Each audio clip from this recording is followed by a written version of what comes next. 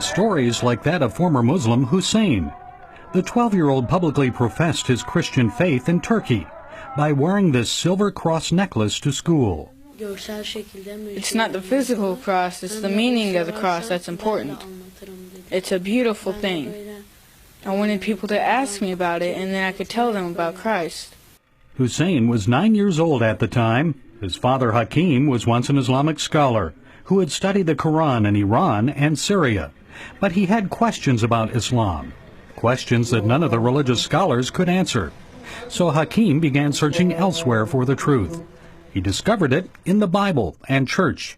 After he came to faith in Christ, Hakim decided to take Hussein and his other children to church. I felt so alive hearing the hymns and singing at the church. I felt I had to learn more about this. I was so joyful.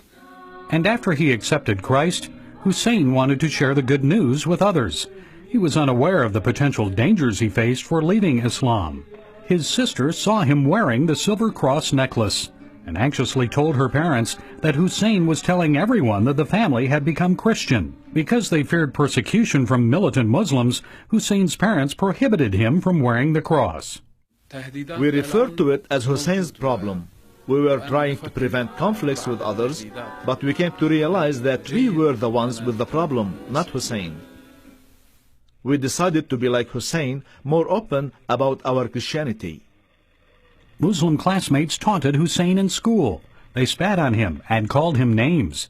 He often suffered attacks similar to the one against Nadine, the Philadelphia boy. Hussein threatened to report one of the bullies to the principal. The boy grabbed me by the arm, squeezed my hand, and yelled, "I'm going to shoot you if you tell about this." Hakim described what happened when he confronted the bully's father. I thought the father would be concerned about his son's action, but instead, he called me names, threatened me, and said he would shoot me himself if I pursued action against his son. Some of the worst beatings endured by Hussein didn't come from his classmates. Hussein refused to attend school, so I asked him if he was still getting beat up by those boys.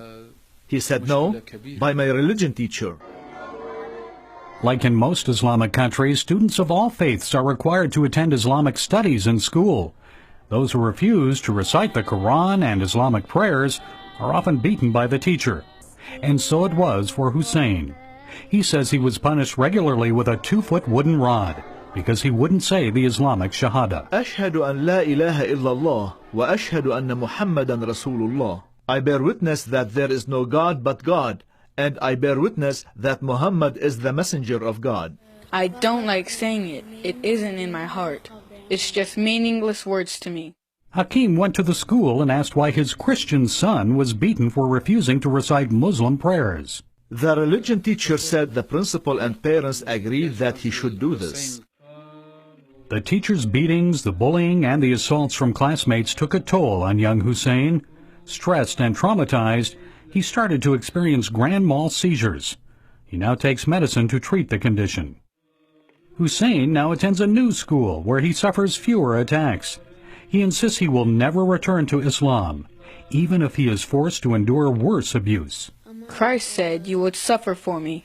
It's okay to suffer for Christ, and we should be happy to suffer for Christ. The Lord is with me. And Hussein says he will continue to tell others about Jesus, with or without that silver cross necklace. Gary Lane, CBN News, Turkey.